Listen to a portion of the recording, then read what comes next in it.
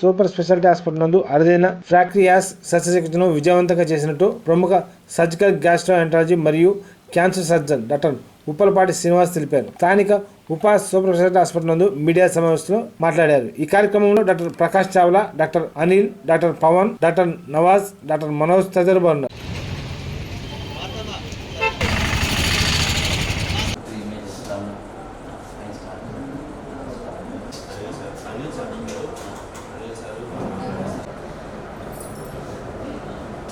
గురించి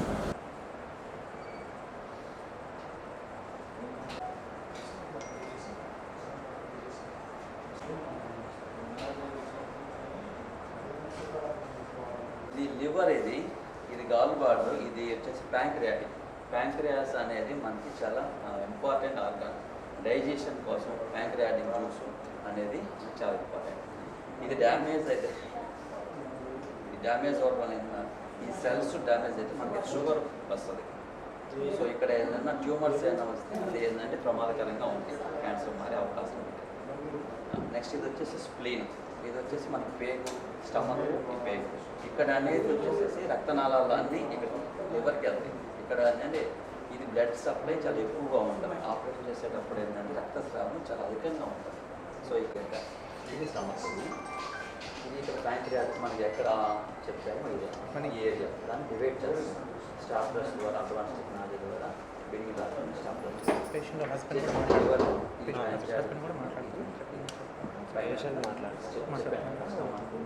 వాళ్ళ అమ్మగారు ఉన్నారు, పేషెంట్ వాళ్ళ అమ్మగారు ఇద్దరు మాట్లాడారు. సో ఇది మాట్లాడాను. మీరు 2 నిమిషాలు మాట్లాడుతున్నాను. ఇక్కడ రండి సార్, దగ్గర రండి సార్. అమ్మా నువ్వు కూడా మాట్లాడుతున్నావు.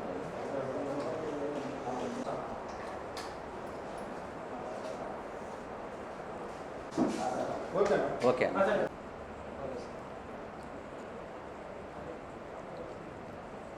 Hello.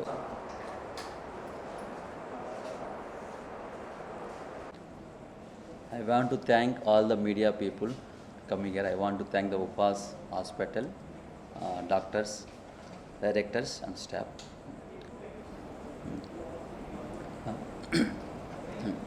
I am Dr. Srinivaslu, gastrosurgeon, advanced laparoscopic surgeon and GI onco surgeon, liver pancreatic surgeon at Upas Hospital consultant, Upas Hospital.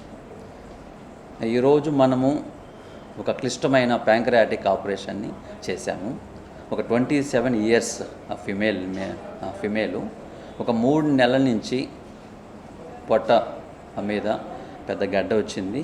దానికి పెయిన్, వామిటింగ్, ఫీవర్తో ఒక 3 మంత్స్ బాధపడుతుంది. ఫైనల్గా మన హాస్పిటల్కి వచ్చారు. పేషెంట్ని క్షుణ్ణంగా ఎగ్జామిన్ చేసి స్కానింగ్, అల్ట్రాసౌండ్, సిటీ స్కాన్ చేసి ఫైనల్గా ఇది ప్యాంక్రియాటిక్ ట్యూమర్ అని డయాగ్నోస్ చేశాము. ఇది చాలా అరుదైన ట్యూమరు ప్యాంక్రియాటిక్కి. సో అంతా డయాగ్నోసిస్ చేసిన తర్వాత FNAC మొత్తం చేసిన తర్వాత డయాగ్నోసిస్ వచ్చి MCN అంటారు, మ్యూసినస్ సిస్టిక్ నియోప్లాజం ఆఫ్ ప్యాంక్రియాస్. ఇది సైజ్ వచ్చేసి అరౌండ్ 12 × 12 సెంటీమీటర్స్ పెద్దది ఉంది. సో ఇది చాలా కష్టమైన ఆపరేషన్, ఎందుకంటే అక్కడ ఆ రీజియన్లో ప్యాంక్రియాటిక్ లివర్ దగ్గర చాలా బ్లడ్ సప్లై ఉంటుంది. ఏది కొంచెం సర్జరీ చేసేటప్పుడు చాలా బ్లీడింగ్ అయ్యే అవకాశం ఉంటుంది. సో మనము దీన్ని ఈ ఆపరేషన్ని అది కష్టం మీద సేఫ్గా చేసాము. ఆపరేషన్ మొత్తం టైం వచ్చేసి 5 అవర్స్ అయ్యింది. సో ఇది ట్యూమర్ అనేది ఏంటంటే పెద్ద సైజు కాబట్టి ఫ్యూచర్లో మనకి ఏంటంటే క్యాన్సర్గా మారే అవకాశాలు ఉండటం వలన దాన్ని కంప్లీట్గా మనము ప్యాంక్రియాటిక్ని ట్యూమర్ ఉన్న భాగాన్ని డిజిటల్ ప్యాంక్రియాటెక్టమీ అలాంగ్ విత్ స్ప్లీనెక్టమీ చేసాము. కంప్లీట్ ట్యూమర్ రిమూవల్ సక్సెస్ఫుల్గా చేసాము.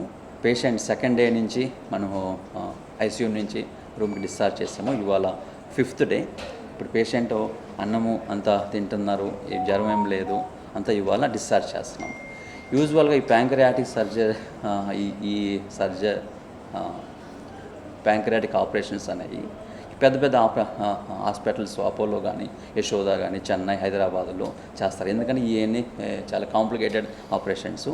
మనము ఫస్ట్ టైం మన ఉపా సూపర్ స్పెషాలిటీ హాస్పిటల్ ఒంగోలులో ఈ ఆపరేషన్ సక్సెస్ఫుల్గా చేశాము. సో దానికి టీం వర్క్ మెయిన్. ఇక్కడ మనకి టీం వచ్చేసి doctor Pavan sir anaesthesia, doctor sir Upasa director Anil sir. So మనకి అంతా సహకారం చేశారు.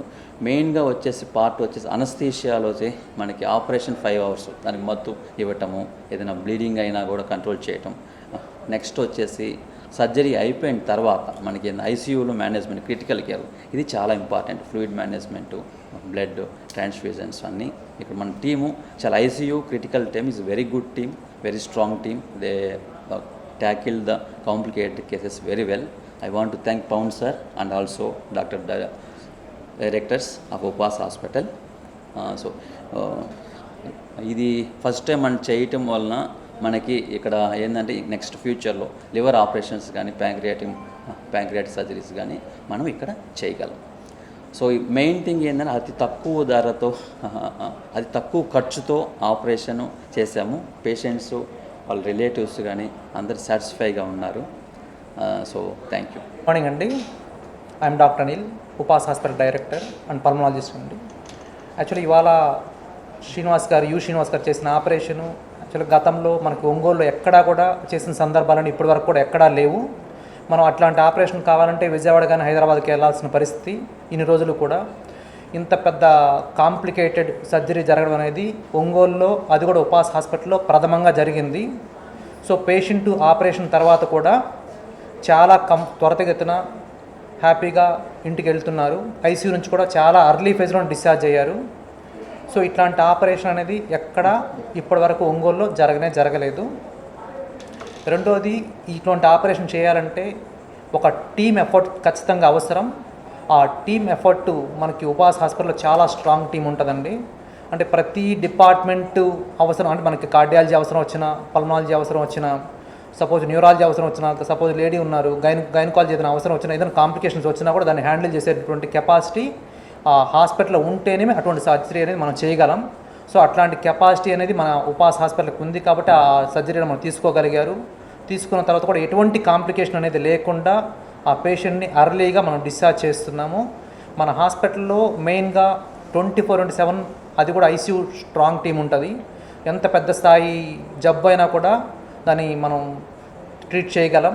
అటువంటి కెపాసిటీ ఉన్న హాస్పిటల్ ఉపాస్ హాస్పిటల్లో మీరు ఏదైనా జబ్బు వచ్చినప్పుడు దాన్ని అర్లీగా గుర్తించే కెపాసిటీ కానీ, ఆ గుర్తించగలిగినటువంటి డయాగ్నోసిస్ కానీ, ఈ సిటీ స్కాన్ కానీ, ప్రతి బ్లడ్లో కూడా బ్లడ్ టెస్ట్లో కూడా అడ్వాన్స్డ్ బ్లడ్ టెస్ట్లు ఉన్నాయి మన దగ్గర.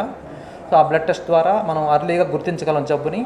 దాన్ని గుర్తించి దాన్ని ట్రీట్ చేసే కెపాసిటీ మన ఉపాస్ హాస్పిటల్కి ఉందని, దాన్ని మన ఉపాస్ హాస్పిటల్ సేవల్ని వినియోగించాలని కోరుకుంటూ thank you so much. Good morning అండి. నేను డాక్టర్ పవన్, అనస్థీషియా ఎండి అనస్థీషియా అండి. ఇక్కడ ఇప్పుడు చేసిన సర్జరీకి కాంప్లికేషన్స్ చాలా ఎక్కువ ఉంటాయి. ఆ కాంప్లికేషన్స్ ట్యాకిల్ చేయాలంటే స్ట్రాంగ్ ఐసీయూ బ్యాకప్ ఉండాలి. మా టీం మొత్తం డాక్టర్స్ 4 బాగా చేశాం కాబట్టి పేషెంట్ తొందరగా రికవర్ అయ్యారు. I'm thankful to my team of doctors. నేను డాక్టర్ పవన్, నాతో పాటు doctor Nawaz, doctor Manoj, doctor Leena, మేము 4 టీం కలిపి కంప్లీట్గా సక్సెస్ఫుల్గా ఈ కేసుని ట్యాకిల్ చేయగలిగాము. ఈ పేషెంట్కి కండిషన్తో పాటు post op analgesia, post op sugar controls కూడా చాలా జాగ్రత్తగా చూసుకోగలిగాం కాబట్టి పేషెంట్ తొందరగా రికవర్ అయ్యారు. ఇవన్నీ 24 hours ఐసీయూ సపోర్ట్ ఉంటేనే చేయగలం ఇట్లాంటి సర్జరీస్. మన దగ్గర ఉపాస్ హాస్పిటల్లో 24 hours ఐసీయూ సపోర్ట్ బాగా ఉంది కాబట్టి దీన్ని బాగా యూటిలైజ్ చేసుకోవాలని అందరికీ సూచిస్తున్నాను. Thank you. మాది కనిగిరి. నాకు కడుపులో నొప్పిగా ఉంటే కనిగిరి నుంచి ఇక్కడికి ఉపాస్ హాస్పిటల్కి రాసిచ్చారు. అక్కడ నుంచి ఇక్కడికి వచ్చినాక శ్రీనివాస్ సార్ దగ్గర చూపించుకున్నాము. బాగా మంచిగా చూశారు, సర్జరీ చేశారు. బాగా కడుపులో గడ్డి ఉంటే తీశాడు. బాగా ఇప్పుడు బాగానే ఉంది. బాగా అన్నం తినగలుగుతున్నాను. సార్కి రాసి ఇచ్చాను సార్. ఇక్కడికి వచ్చినాము. ఈ సార్ కూడా నమ్మకం లేదని చెప్పిండు సార్. మాకు చెప్పిన ఆయన చేయమని చెప్పినాం సార్, చేసిండు సార్, మంచిగా చేసిండు సార్. నా బిడ్డను బతికిచ్చిండు సార్. 2 బిడ్డలు సార్, చిన్న బిడ్డలు. మరి ఇంత బిడ్డలు సార్, మాకు ఘోరం సార్. ఏందో నా బిడ్డను మంచిగానే చూసిండు సార్. ఇప్పుడు బాగానే ఉంది సార్. నా బిడ్డకి బాగా అన్నం తింటుంది, బాగానే ఉంది సార్. అన్ని బాగానే ఉన్నాయి సార్. కొత్తపట్నం మండలం మోటమల గ్రామంలో దారుణమైన సంఘటన చోటు చేసుకుంది. కస్తూర్బా గాంధీ బాలికల విద్యాలయంలో బాలిక ప్రసవ సంఘటనపై జిల్లా ప్రజల్లో ఉలుగుపాటు కలిగింది.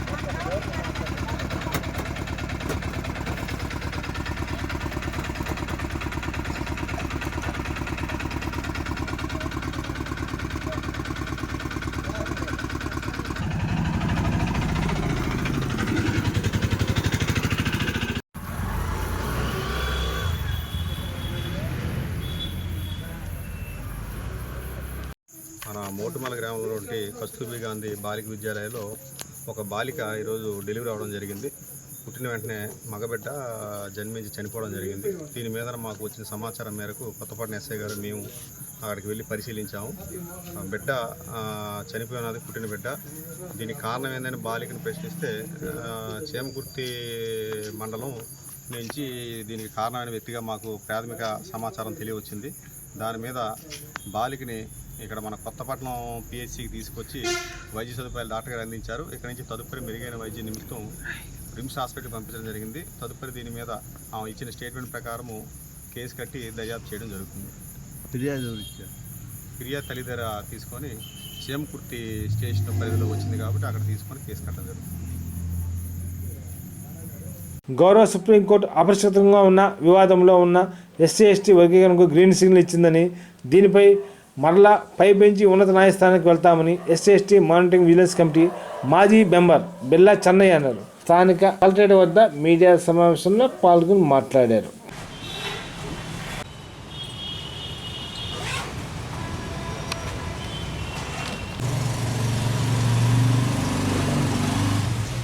అందరికీ జేబీ.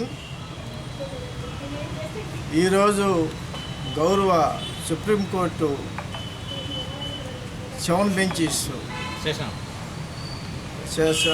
ఎస్సీ వర్గీకరణ దాని మీద దాదాపు ఒక 30 years నుంచి దీని మీద మాకు అన్నదమ్ములకు ఉండే మాలామాదిగల మధ్య చిచ్చు పెట్టిన చంద్రబాబు నాయుడు గారు పథకం ప్రకారంగా బీజేపీ ప్రధానమంత్రి మోడీ గారు అధ్యక్షతలో జడ్జిస్ కూడా 341 ఆర్టికల్ అనే దాన్ని పక్కన పెట్టేసి, రాజ్యాంగాన్ని పక్కన పెట్టేసి రాష్ట్రాలకి అధికారం ఇస్తున్నామని చెప్పిన ఆలోచనతో ఇవాళ జడ్జిమెంట్ రావడం అనేది కూడా మేము చాలా మేము దాని మీద ఇంక పై కోర్టుకి వేయడానికి కూడా మేము సిద్ధమవుతున్నాం. ఎందుకంటే ఎస్సీలకి ఎస్టీలకి 21% రిజర్వేషన్ దాంట్లో ఎవరైనా ఎస్సీలు ముందుకెళ్ళాలని, ఆర్థికంగా ముందుకెళ్ళాలని, ఆర్థికంగా ముందుకెళ్ళాలని చెప్పని ఆ రోజుల్లో బాబాసాహెబ్ అంబేద్కర్ గారు పెట్టిన రిజర్వేషన్ దాన్ని ఇవాళ 341 ఆర్టికల్ను కూడా లెక్క చేయకుండా ఏబీసీలు వర్గీకరణ చేయాలని చెప్పని ప్రధాన న్యాయమూర్తులు జడ్జిమెంట్ ఇవ్వడం అనేది కూడా మేము చాలా బాధపడతా ఉన్నాం. ఎందుకంటే అన్నదమ్ముళ్ళు, ఒక కుటుంబంలో అన్నదమ్ముళ్ళు చదువుకొని ఎవరికి ఎక్కువ మార్కులు వస్తే వాళ్ళకి ఉద్యోగం ఇవ్వాలనే ఆలోచనతో ఈ ఎస్సీలకి 15% రిజర్వేషన్ పెట్టడం, ఆర్థికంగా సామాజికంగా సమాజంలో డెవలప్ అవ్వడం కోసంగా ఇది పెడితే దీన్ని కృష్ణమాదిక్ గారు, చంద్రబాబు నాయుడు గారు, మోడీ గారు ఉద్దేశపూర్వకంగా వీళ్ళు రాజకీయంగా ముందుకెళ్తున్నారు, వీళ్ళని ఏ విధంగా దెబ్బకొట్టారో ఆలోచనతో మా మధ్య గొడవ తెచ్చి ఇవాటికి 30 సంవత్సరాల నుంచి మాకు మనస్పార్థలు తెచ్చిన చంద్రబాబు నాయుడు, మోడీ గారికి మేము తగ్గిన బుద్ధి చెప్తామని రాబోయే కాలంలో. అదేవిధంగా మాల సోదరులందరికీ, మాల నాయకులకి అందరికీ, మాల ఎంప్లాయీస్కి, మాల ఐఏఎస్ ఐపీఎస్ అందరికీ మేము ఒక రిక్వెస్ట్ చేస్తూ ఉన్నాం. ఇకనైనా తెలుసుకొని దీని మీద రాబోయే కాలంలో ఫ్యూచర్లో మనకి చాలా ఇబ్బంది కలిగే పరిస్థితి ఉందని చెప్పని కూడా ఈరోజు వచ్చిన జడ్జిమెంట్ చూస్తే మేము సుప్రీంకోర్టు నుంచి జడ్జిమెంట్ కూడా తీసుకొచ్చి ఈరోజు తెలుగులో కూడా అనువాదించి అందరికీ తెలిసే విధంగా తెలుగులో కూడా నేను చేపించాను. దీని మీద చదివితే దాంట్లో జడ్జి గారు త్రివేది అని ఆమె ఒకటే పాయింట్ చెప్పినది, ఎస్సీలకి ఆర్థికంగా రాజకీయంగా ముందుకెళ్ళాలనే ఆలోచనతో ఆ రోజు 15% రిజర్వేషన్ పెడితే ఇది మంచి పని కాదు, 341 ఆర్టికల్ని ఓవర్లుక్ చేసినట్టు అని చెప్పని ఆమె కూడా జడ్జిమెంట్లో కూడా ఆమె జడ్జిమెంట్లో ఇవ్వటం జరిగినది. దాంట్లో ఆ జడ్జెస్లో 6 మంది వన్ సైడ్ చేయటం అనేది కూడా మేము చాలా బాధాకరంగా ఉన్నాం. ఆ రోజు సుప్రీంకోర్టులో కూడా మేము లాయర్ని పెట్టి వాదించినప్పుడు కూడా ఆ రోజు వాళ్ళకి 2 రోజులు టైం ఇచ్చారు. మా తరపున 20 నిమిషాలు మా లాయర్ చేత వాదించడానికి అవకాశం ఇచ్చారు. ఇది ఎక్కడ న్యాయం అని చెప్పని కూడా సుప్రీంకోర్టులో కూడా మాకు ఈ విధంగా అన్యాయం జరిగే పరిస్థితి.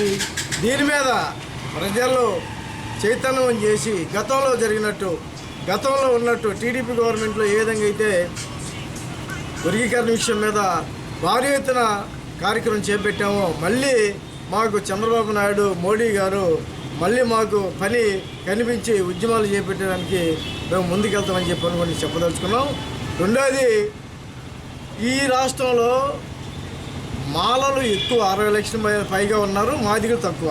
నువ్వు ఎట్లా వాళ్ళకి 7% మాకు 6% ఇస్తావు? అదేవిధంగా ఏ కేటగిరీ 1 రెల్లి కులం వాళ్ళు లేరు ఇక్కడ. లాస్ట్లో అది కూడా రెల్లి కులమే. లాస్ట్లో అంటే ఏ వచ్చి 1, బి వచ్చేసి 7, సి వచ్చేసి 6 మాలకి, డి వచ్చేసి 1. ఈ 1 పోయి ఏకి వెళ్ళేసి A1, D1 ఈ 2 కలిసి సికి వెళ్తున్నాయి, బికి వెళ్తున్నాయి. సి వరకు మాలలు, బి వరకేమో మాదిగలు. వాళ్ళకి 9% ఇస్తున్నాయి. ఈ రాష్ట్రంలో మాలలు ఎక్కువ ఉంటే అంటే మేము చదువుకోవడానికి, మేము ఉద్యోగం చేయడానికి 6% ఇస్తావా? చంద్రబాబు నాయుడు గారికి మేము ఒకటే చెప్తున్నాం, మీరు చేయదలుచుకుంటే మాకు అన్యాయం చేయకుండా ఎంతమంది జనాభా ఉన్నారో రాష్ట్రంలో లెక్క తీయండి. ఎవరు ఎక్కువ ఉన్నారో ఎవరు తక్కువ ఉన్నారో వాళ్ళకి రేషియో ప్రకారంగా చేయండి. దానికి మేము సంతోషపడతాం. అంతేగాని సుప్రీంకోర్టు ఇచ్చిందని చెప్పని జనాభా తక్కువ ఉన్న వాళ్ళకి ఎక్కువ రిజర్వేషన్ ఇస్తే మాత్రం మేము మరలా సుప్రీంకోర్టులోనే 9 బెంచీకో పై 13 బెంచీకో మేము వెళ్ళి మా న్యాయపరమైన దాన్ని మేము పోరాటం అని చెప్పని సందర్భంగా చెప్తాం. ఎస్సీ వర్గం లక్ష్యంగా గత 30 సంవత్సరాలుగా అలుపెరగని పోరాటం చేస్తున్న మందాకృష్ణ మాదిగ ఆకాశ నెరవేరిందని ఎంఎస్పీ జిల్లా అధ్యక్షుడు తొరటి ఆనంద మాదిగ అన్నారు. స్థానిక అంబేద్కర్ భవనంలో మీడియా సమావేశంలో పాల్గొని మాట్లాడారు. ఈ కార్యక్రమంలో నేలపాటి రాజు మాదిగ, కత్తి ఐజాక్ మాదిగ తదితరులు పాల్గొన్నారు.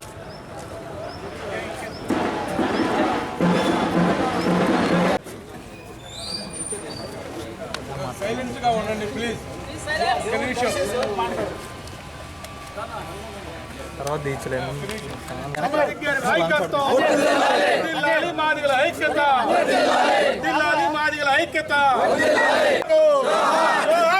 అమర వీరులకు కొనసాగిద్దాం, మాదిగ అమర వీరుల ఆశయాలను వర్ధిల్లాలి సామాజిక పరివర్తకుల మన దక్షిణాది గారి నాయకత్వం, వర్ధిల్లాలి సామాజిక పరివర్తకుల మన దక్షిణాది గారి నాయకత్వం. నమస్కారం. ఈరోజు చారిత్రకమైనటువంటి తీర్పుని మనం అందరం చవి చూసాం. ఎన్నో సంవత్సరాల త్యాగం, 30 సంవత్సరాలు అలుపెరగని పోరాటం చేసినటువంటి మాదిగ దండోర ఉద్యమంలో వందల మంది కార్యకర్తల త్యాగాలు, వాళ్ళ మరణాలు, ఎంతోమంది ఈర్ష్య ద్వేషాలు, నైనా అంబేద్కర్ యొక్క సూటిపోటి మాటలు, ఎన్నో అవమానాలు, అవహేళనలు, 1, 2 అని చెప్పడానికి అవలేవి కానటువంటి పరిస్థితుల్లో ఈరోజు సుప్రీంకోర్టు ఒక గొప్ప తీర్పుని వెలువడించింది.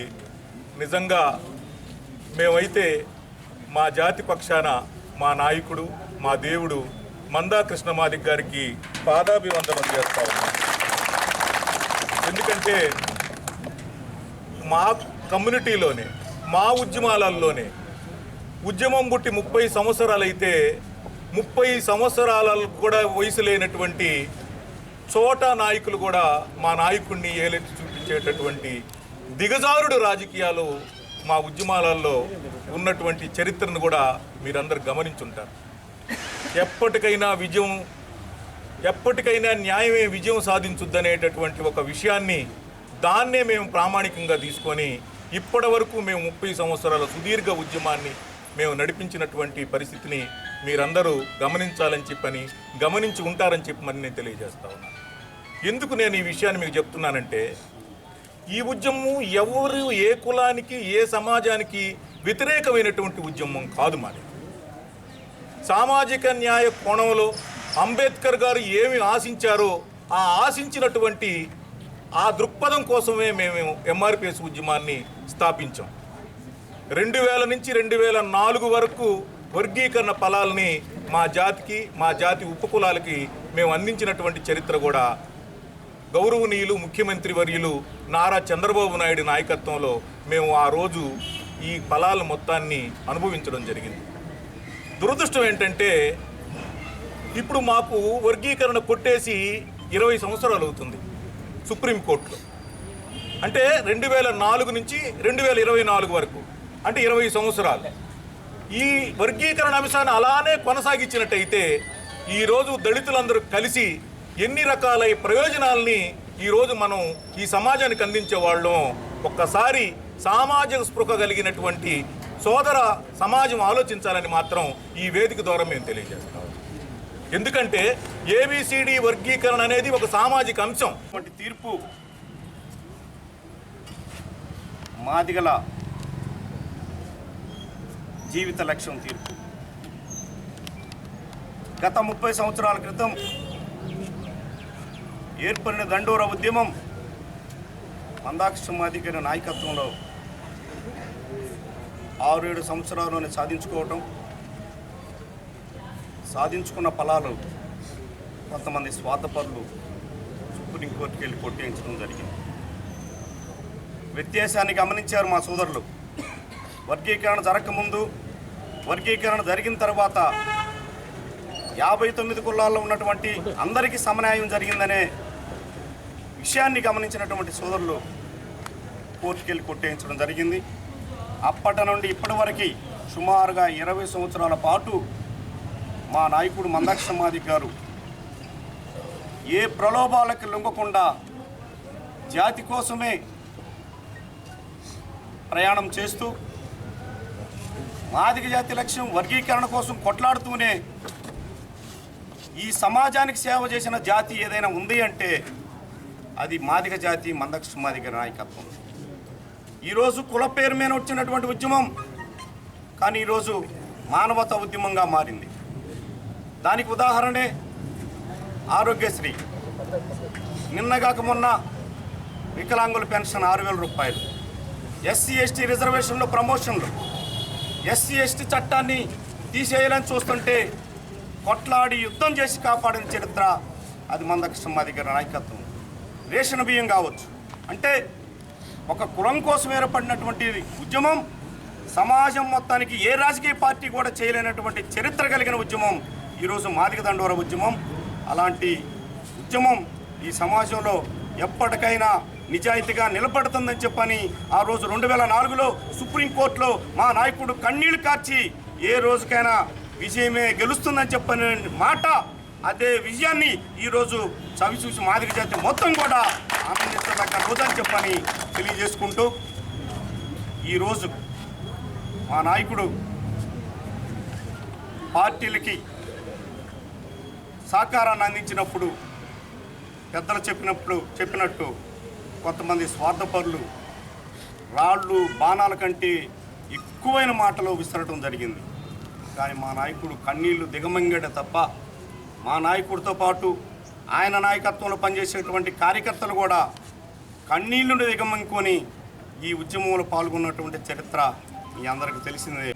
హిస్టారికల్ జడ్జిమెంట్ ఇవ్వడం జరిగింది.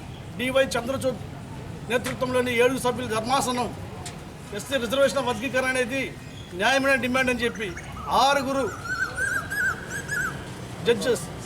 జస్టిస్ డివై చంద్రచూడ్ నాయకత్వంలో 6 జడ్జిలు అనుకూలంగా తీర్పిచ్చారు. ఒక జడ్జి మాత్రం దానికి వ్యతిరేకంగా తీర్పిచ్చారు.